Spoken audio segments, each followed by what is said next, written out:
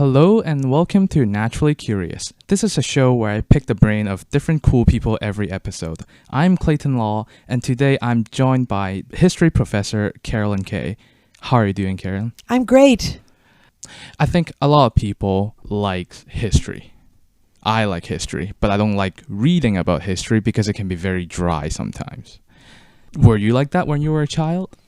I was really influenced as a child by novels and by plays, by films. I didn't read a lot of history, but my father was a sailor in World War II in the British Navy, and he used to tell me stories, and he was very interested in history. So I did become interested in history partly because of him. And then when I went to university, I had professors teach me history courses. I was in several history courses, and it was so exciting. So I guess you could say in a way that I became interested in history because of the stories. Yes, that's true. But I would say that I do think that there are some fantastically interesting, amazing history books out there that just capture you right from the first sentence, and you're shocked by what you find out. So you can also really get drawn to history through books. Mm-hmm. It sounds like you actually liked English literature in the beginning. I did. I wanted to be do an undergraduate degree in English lit and English literature. I was crazy about 19th century novels, for example. And then I went to the University of Toronto. That's where I did my undergraduate. And in the first year, I took 5 classes, 1 philosophy course, 2 English courses, and 2 history classes. The philosophy course was fantastic. The English courses were terrible. And the 2 history classes were beyond magnificent. I mean, the professors were so good, and the subjects were so interesting. And I said, that's it. I'm changing my major. So you just changed your major from English to history after first semester? Yes. And one of the problems was, one of the classes that I took at University of Toronto that I didn't like in English literature was on Shakespeare. And I loved Shakespeare, but the prof was really boring. And I felt just no desire to do the course. So it really matters, I think, what kind of instruction you get in a university as to whether or not you make a subject your major. You may be in love with that subject, but you can definitely change. Yeah. And I just wanted to add, my interest in English literature was in part my interest in human nature. I read novels because I wanted to find out what motivated people, how people dealt with trauma, what, they did when they were in love, and so on. And when I took history courses, some of those same issues are also addressed in the stories of history. So it wasn't hard for me to switch from English lit to history. Before you started your undergrad, you really wanted to be a writer? Would that be right? Like, let's say in high school. I wasn't sure in high school, to be honest with you, I did a lot of theater, and I thought I was going to go on and do a degree in theater. But my father thought this was a terrible idea and wasn't very practical. And in the end, I thought, well, okay, I'll study the humanities. But I wasn't sure what I wanted to do. I just knew I really loved reading, and I really loved learning about ideas, particularly in the humanities. I was so excited at university. I loved it. So I didn't really think about what I wanted to do until my second year when I took a course in German history. And I just adored the professor. He was an exceptional teacher and scholar. And I said, that's what I want to do. I want to be a professor. Oh, then you realized you wanted to be a professor. In my second year. And he'd gone to Oxford. And I said, I want to go to Oxford. And that's what I did. So I did my master's degree at Oxford, and then later I did my PhD at Yale. He was a huge influence on me. Yeah, for sure. I don't think a lot of people know that they want to be a professor until, let's say, they're doing their postgrad or graduate school. You said you took that class when you were second year undergrad. Yeah. Then you realized you wanted to be a professor, so you start planning to become a professor. Yeah. That's very interesting. It's very daring. Almost. Well, thanks. Well, I was lucky because I really, really loved going to this class, and the professor was young and new instructor. He was very kind. He would meet with me and talk with me. He gave me a lot of support and encouragement. He wrote me letters. It made a huge difference to me that this professor was so wonderful. And I was at Scarborough College, University of Toronto. And at that time, Scarborough College was quite small. It's like Trent. And you had a much closer relationship to the professors. So that made a difference. The other thing, though, I should say is that now it's so hard for some people to think about graduate school because the number of jobs in academia have diminished. So, I know that students sometimes are worried about thinking about graduate school. So I have to admit I was in a different time. When you took your German history class is when you realized, yeah, I want to be a history professor, yeah, and I would love German history. Yes. And one of the reasons why that happened was, for example, first of all, we were doing modern German history. So he was talking about Nazism, amongst other topics. And I could not understand why Germans had selected Hitler as their leader and why they supported this man and that movement, which, destroyed so many lives and, led to war. So I was really interested in that aspect of German history. But also this professor said to us at the time, so this was in the 1970s, he said to us, okay, if you really want to understand Germany and German history, you have to go and see German film, because in the 70s, German film was incredibly innovative and it often looked back at the Nazi past. So I used to take the bus from Scarborough and go downtown to downtown Toronto and go to these films by filmmakers like Fassbinder and Herzog and Schlondorf and so on, and Wenders. And they were incredible films that also asked a lot about human nature, about as I said, about the historical past for Germany. But they were just so incredibly exciting. And I thought, I love German culture. I love German history. I'm going to learn more about Germany and become a professor. And I want to go to Germany and live there. I was really drawn to it, to this, to Germany and German history. Yeah. What other parts of history did you also find very fascinating? Well, I have to admit that when I did history classes, most of the history classes that were on offer were European history classes. I mean, today it's very different. You'd get fantastic courses on the history of Vietnam or the history of China, or the history of India, or the history of the African states. But back then, in the 70s, most of the courses were either British history, Canadian history, or European history. And what I fell in love with, and North American history, of course, what I fell in love with was German and Russian history. These were the two kinds of history that really excited me, and it was because of the drama of the history of both of those nations. I actually, at one point, thought it would be great to do Russian history, this was before I took the course in German history, and everything changed for me. But I thought, well, I don't know Russian. This is a big problem. Russian's so hard to learn. German was more accessible as a language. So that was another factor. But both Germany and Russia went through incredible transformations in the 19th and 20th century. And in both cases, the peoples in those nations suffered a lot through war, through destruction of the nation, through forced labor, through, oppressive leaderships. And they both, industrialized really fast. So I think they both have incredible histories. But you could do histories of other areas of the world for sure and find it just incredibly fascinating. Well, correct me if I'm wrong, but I heard that you were in Germany when the Berlin Wall fell. I wish I could say that was the case. I wasn't there the actual year the wall fell because I was at Yale then and I didn't have enough money to get over to Germany, although my roommate was able to go, which made me really mad because he had tons of money.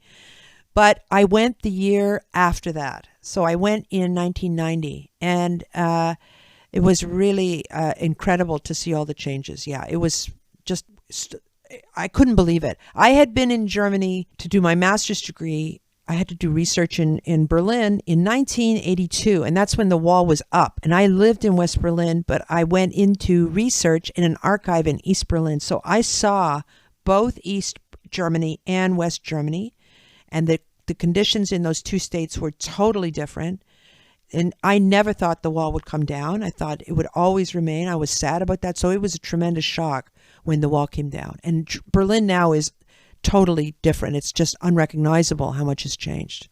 Can you explain it to me how people in East Berlin compare to the West Berlin? Like how big of the difference, how some of the most like bizarre thing that they do in East Berlin or even West Berlin? Like, well, I mean, one thing, I mean, for example, when I went into East Berlin, the East German government made you buy money at the border. So you had West German money, which was worth more than East German money, and you had to buy the East German currency, and you had to spend it all when you were there. You could only go in for like a day, and then you had to come out. You could go back in another time. And I would go to the grocery store. In West Berlin, if you went to buy food at a grocery store, there would be 30 or 40 different kinds of cheese. You went into an East German store, there was 2. They hardly had any fruits or vegetables. Everything was really austere and basic. They also had like these weird apartment buildings in East Germany that were designed along Russian lines, Stalinist lines. They called them Stalinist apartments, and they just looked like big concrete blocks. Whereas in West Berlin, the buildings were much more innovative, and there was all sorts of new architecture. It was really different. The other thing is that in East Berlin, for example, I went to the cafeteria of the place where I was doing my research, and the cafeteria ladies, they wanted to talk to me. And they said, what are you doing? And I said, I'm studying German history. And they said, are you allowed to do that? And I said, yes. What do you mean by that? And they said, well, you can't do that in East Germany unless you're allowed to go on to do graduate work. You have to be accepted to do that. The state has to allow that. And I said, well, no, we're allowed to do that in Canada and in Britain. You just apply to go to university. They were shocked by that. That was funny. And then also when they asked me, sometimes in whispers, they would ask me about, what's Canada really like? What can you do there? Are you allowed to say anything you want and so on? And again, they found this like totally shocking. That was interesting. And another thing that happened to me, which was really bizarre, was a woman that worked in the archive invited me to come to her house for dinner. And her husband was a professor at Humboldt University, which was East Berlin's big university. And during the dinner, he got really drunk. And he knew I was at Oxford, and I think he wanted to impress me. So he got really, really drunk. And then he said to me, I want to tell you something. I have to tell you this. I helped to build the Berlin Wall with my own hands. I put the bricks on the wall. And now you know why I did it? Because I had to keep in our system because we were under attack from capitalism. And the more the drunker he got, the more he was yelling. And you realized by the end of the evening, he felt a lot of guilt about it. He didn't believe that. It was so awful. The nice side of that story was I was working on an artist who had been active in the 1920s and during the Nazi period, but he had gone to East Berlin and died there, so all his archival material was in East Berlin. And the wife of this man who got drunk, she felt so bad about what happened that the next day she gave me an original piece of art by this artist, which I managed to get out of East Berlin without the guards finding out, and I still have it today. So, but were they two different systems? Totally. They were very, very different. People thought differently. I think East Germans to this very day, in my view, are much more, they're often, I guess this is a stereotype, but they're often very direct. They're honest. They're quite kind. They're not pretentious.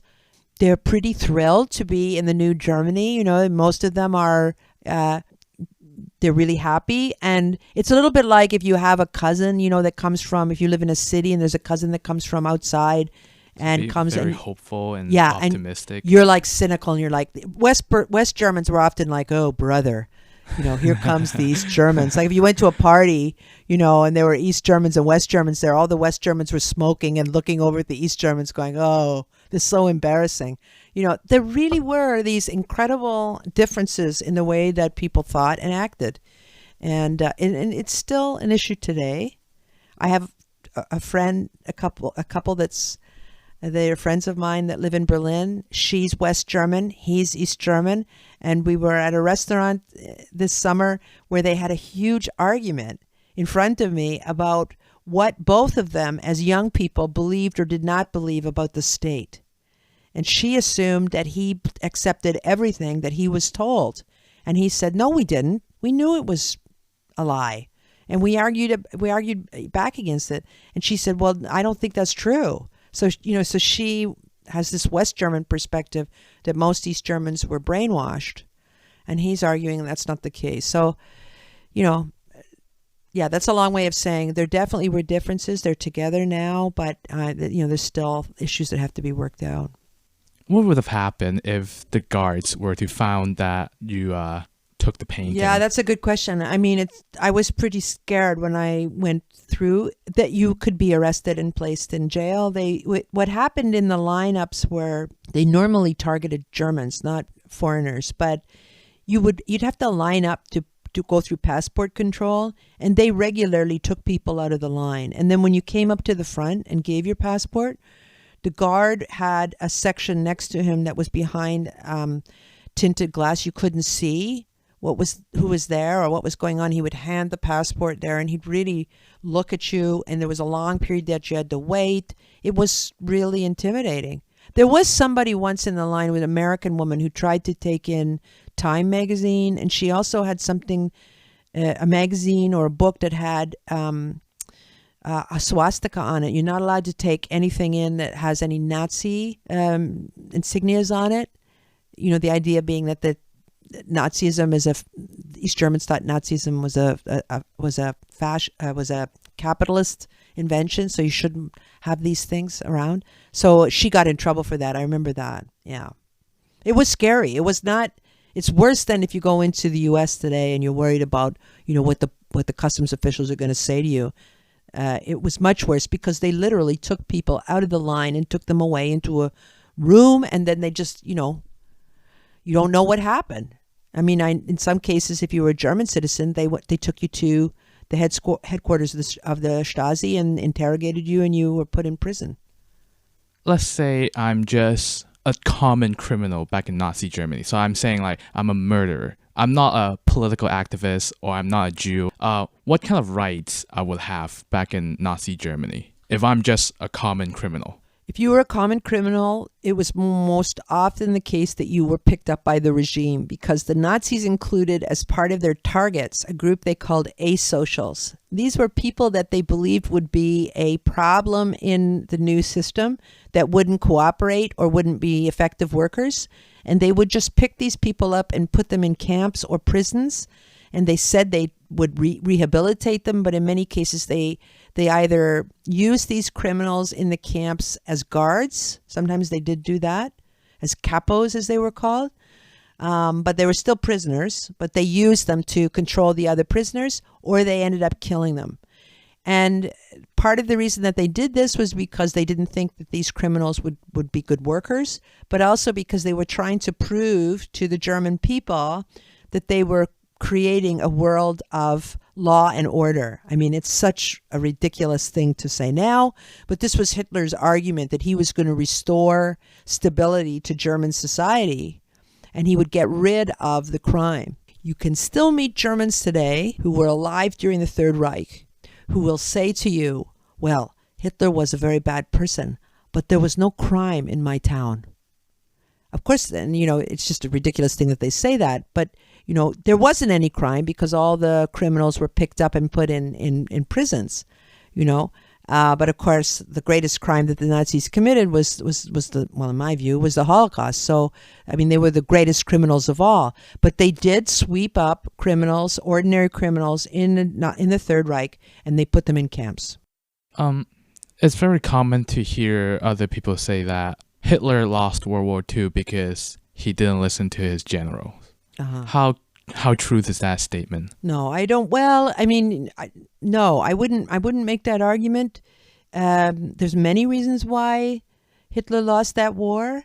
One factor is that by the time of the Russian campaign, he did not listen to some generals. That's true. And he had this idea that he had to conquer Russia.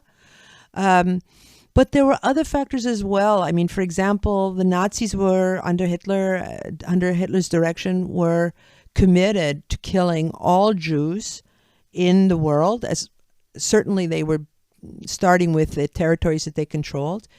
They gave a lot of resources to this because this was a primary aim to create this racially pure state. That was a mistake because it took away a lot of manpower and resources. They also, when they conquered Eastern Europe, Poland, along with other Eastern European states, and then they went into Russia, instead of trying to work with the ordinary citizens, they came in and basically were extremely brutal to them. For example, this is the case in Poland. So they didn't try to cooperate with Polish civilians who weren't Jewish. They basically wanted to make them slaves. That's what they said they were going to do. They were going to create these huge industrial areas and huge agricultural properties, and they would use the Polish civilians as slaves to make the greatest empire that had ever been. And so they alienated a lot of ordinary citizens. That made it difficult for them, I think, to win the war. And they underestimated the power of the Russian army under Stalin. Totally underestimated. It wasn't just Hitler that did this. He had supporters even in the military who agreed with him on this. So there's lots of factors. Oh, yeah, and I forgot to mention the other one, which a lot of people don't pay attention to, but it's really important, and that is that the German economy was a mess in World War II. There was not adequate planning in the German economy. Hitler, from the very beginning, let the German nation go into enormous debt to fund the military and to increase the weaponry. And by 43, 44, there's not a lot of money in the German coffers. And you need to have a lot of money to continue a long war. So this was another factor. They couldn't produce enough weapons. You've probably heard that the soldiers on the Eastern Front, they didn't even have adequate coats and footwear. There wasn't enough food for them. Many of them starved to death or in the cold weather in Russia. It was just horrific. So there were lots and lots of problems and bad decisions that led to Germany losing the war. While I was doing research for this episode, I found something very, very interesting. Marshal Ferdinand Foch. Did I say his name? Yeah, the French. Yeah. He said this when the Treaty of Versailles was signed, and at the end of World War I, he said, "This is not peace. This is truce for 20 years." Turns out he's very true. Were there a lot of people in Germany or anywhere back in the end of World War I saw World War II was coming before? No. And that's really interesting. No. There really were not many people that understood that the instability of the 1920s could lead to another war. And even if you looked at Germany, I mean, when Hitler first became a political activist and joined the the German Workers' Party, which becomes the Nazi Party, they were considered a complete joke by everybody, including the elite of Germany. Nobody ever thought that they would come to power. Most Germans were shocked when it happened in 1933. So I don't think many people understood that the conditions after World War I, in fact, were really were rife for how would I put this? That there were conditions that were created because of the loss of the war, the economic suffering, the political instability, and also if you look at Hitler, the impact that the war had on him that made it more likely that another war would happen and that Germans would turn to a political movement like Nazism, but very few people saw it. Even when Hitler became leader, they didn't see it. Even European leaders. They should have known better. I mean, even before 1939, you still have leaders thinking that they can, like Chamberlain, of the Prime Minister of Britain, thinking that they can control Hitler or that he's a reasonable statesman. I mean, Time magazine made him Man of the Year in 1938. He was considered one of the greatest European leaders in the world, not just European leaders, greatest leaders in the world, because he had brought back economic stability to Germany. He was a very resolute leader. He had enormous support from the German people. And if he had died in 1938, for example, which would have been great, but if he had died, he would have been remembered as one of the greatest leaders ever, because nothing had happened yet that would tarnish his reputation. So my point is that really not very many people saw what was coming. Usually there's a segment in this show where I will name famous people of that field to my guest, like my guest's field of study. So last episode I named famous philosophers to a philosophy professor, and the first episode I named famous mathematician to a math professor. But I must say, I don't know any famous historian. What? Really? Yeah.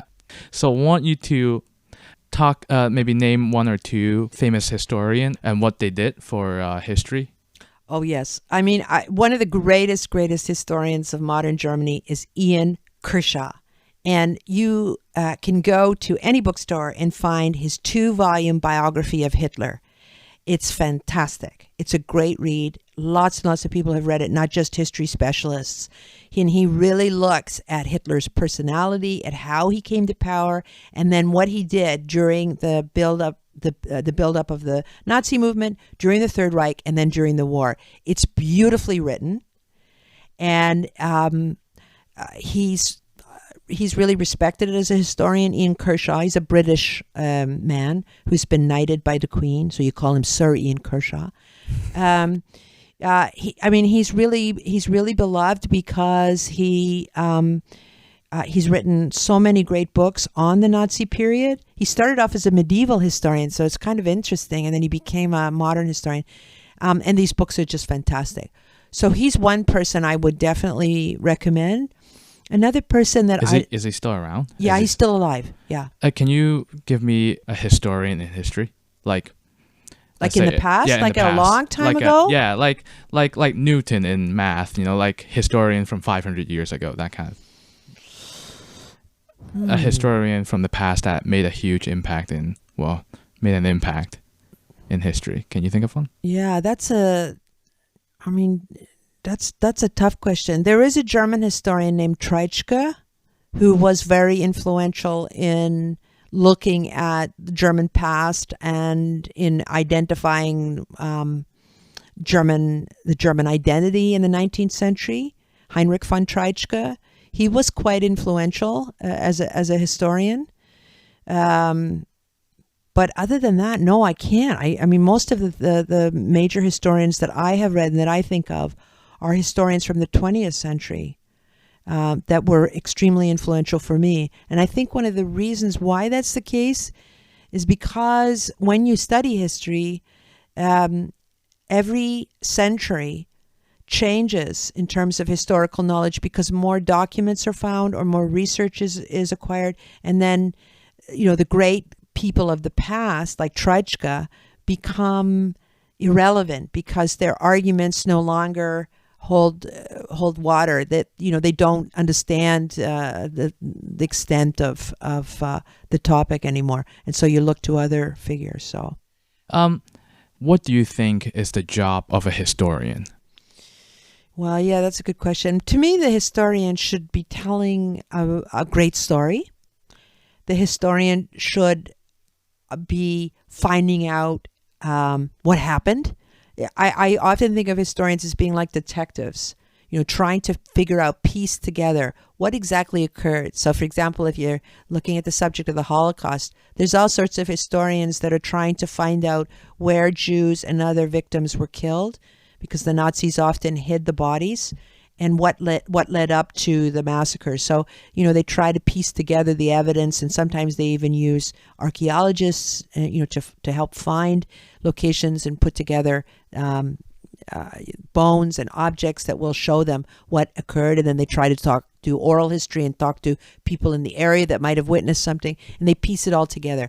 I definitely think about that in terms of history. I also think, I know this is going to sound perhaps to some of your listeners maybe too demanding, but I think a historian is somebody who spends the time to go into an archive and sit down for days and looks at the documents. Not somebody who just writes a history book because they read other history books and they said, well, this is my interpretation now.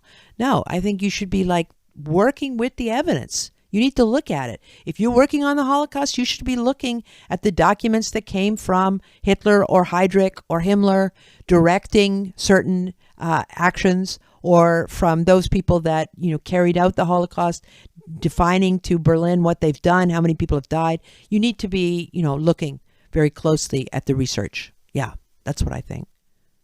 What's next? What's after that? Let's say you did all of that, and then what's next? You mean after, if you've done a lot of research? Yeah, you've done a lot of research. You sit through the archive. Normally what you do, so you collect all the research, then you read it all over. You look for common ideas or themes. You look to see what, I'm trying to think of an example. But again, if you were looking at something in the Holocaust, and let's say you're looking at a particular deportation of Jews, for example, from an area in Germany, and you read all the documentation, you're trying to find out what day did it occur, what did Berlin say they wanted to have done, and why? Where were the victims being sent? How many of them were there? Were there children involved? Were they just men? Were they women? Why was the decision made to deport them? What happened to them, and so on? So you're trying to piece together, what goes on. So you look at the evidence, you begin to put the story together, and then the next stage is that you start writing. You either write an article or a book where you tell others about what you've learned, what happened. Yeah. Okay. Do you think there are any merits to discuss counterfactual history, like what if history? I like it. I mean, I actually enjoy counterfactual history sometimes. I think, like what if Hitler had carried on with the Battle of Britain? Would the Nazis, would the Germans have won that battle, and would Britain have been knocked out of the war? And then, would the Nazis have essentially won the war? We can't answer that question because, of course, that's not what happened. I do think it's good to ask these what ifs. You have to be careful because we don't know the answer. Mm-hmm. You can only use your imagination. We just don't know. But I do think it's worth thinking about that. Yes, why not? What's your favorite what if scenario? Oh man, I mean, for me, one of the most significant is in 1923, Hitler was involved in a putsch in Munich. And the Nazis tried to take over power. They didn't succeed, and they were basically stopped the next day. It was on November the 9th, 1923. And the next day, they did this march through the center of Munich, and the police and the army together, the German army, basically fired on this group of marchers. Hitler was in the front row next to Hermann Goering and another member of the Nazi movement. The man on Hitler's left was shot and killed. Hitler was wounded, and Goering was also badly wounded. But there was this opportunity at that point. I mean, it really could have happened that Hitler could have died, been shot and killed. And he also ran away, even though he was wounded. He almost left Germany, almost tried to flee, but he was convinced by friends to stay in Germany and to give himself to the police. And Hitler ended up using this incident because he was brought to trial to get lots of publicity for himself in attacking the German politicians of the day. So in the end, it helped him. But I always ask myself, like, what would have happened if he died then? I mean, he brought so much suffering, not him alone, but he directed it. He brought so much suffering to the world. I mean, I wish that he had, I wish he had died in 1923. Yeah. So that's the big what if for me. Yeah. How many things will need to go the other way for Germany to have won World War II? Just in general, how many, is there a lot of things need to go the other way for Germany to win World War II? Or was it just this close, the Allies won? That's a really good question, and it would be helpful to have a military historian who could give even more perspective on this. But I think that the Nazis did come very close, particularly before the invasion of Russia, to winning. Like I said a moment ago, to, for example, knocking out the British, or at Dunkirk, if they'd been able to kill or imprison most of the soldiers that were still in France, it would have been devastating for Britain. I think if Britain had been knocked out of the war, the U.S. probably would have made an agreement with Germany, and the Soviets couldn't have fought by themselves. So I do think that they came very close, and there were maybe, certainly by 41, they were in really strong positions. So I don't think that there were many instances that prevented them from doing great damage in the war. We're really lucky that didn't happen. Let's talk about something that is sillier. Okay. I think there are a lot of stuff in the world that are poorly named. The most notable one being our seventh planet from the sun, Uranus. Well, but then the German astronomer who came up with the name, who proposed the name, didn't really know how the word would have turned out in English. Another thing that I think that is very poorly named is the term dark age. Yep. It makes it sound like it is so grim, it's dark, it's cold, nothing good happened. Totally. Very misleading. So can you just tell me a few great things that happened during the dark age? Sure. First of all, I think it's really important to remember that the term actually came out of the Enlightenment. So you had, at the end of the 18th century, you had the philosophers in France and other intellectuals in Europe who believed that through their own study and debate had reached a pinnacle of human achievement. And when they looked back at the Middle Ages, which had been dominated particularly by religious ideas, they said, this was the Dark Ages. We are now enlightening the world with knowledge. And the Enlightenment is really important. But to call the Middle Ages the Dark Ages, that's crazy. Well, first of all, if you look at the history of the written word, at the development of language, the Middle Ages is amazing. In Germany, the invention of the printing press, and then the work, for example, of Martin Luther in the 1500s, where he translated the Bible into German, and he helped to change the very nature of the German language. He brought together High German and a version of Low German, a sort of colloquial German, what people normally spoke. He put these together and created this beautiful language. That's just one example of a really remarkable development. But also in terms of art, some of the greatest artists came, in the Middle Ages. And one of them that I love, and I know I'm using only German examples, but maybe your listeners will look this guy up, is a man named Tilman Riemenschneider. He's got a really funny name.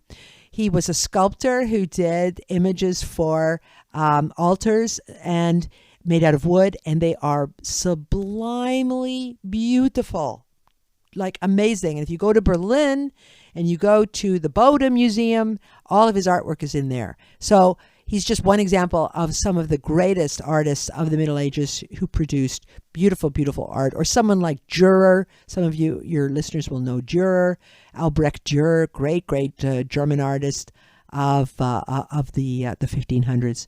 So in terms of art, in terms of language and literature, this was an extraordinary period, and the history is pretty interesting too.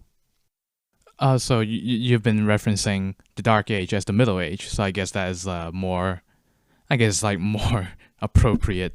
Yes, that's the term that historians would use now. Yeah. Okay. The Middle Ages. How is a third year history class harder than the first year in history class? It's not like first you have to learn German history, then you got the prerequisite to learn Renaissance history. How is a third year course harder than a first year course? Students have to read more. So they'd have to, the texts, well, first of all, they have to read more pages. Secondly, the texts tend to be more complex. And you're expected in the seminar to have discussions where you understand the basic details of what happened in any particular historical event. And you're really looking at the factors that led to the event occurring or to the consequences of that event. So you're you're analyzing in a much more complex way than in first year.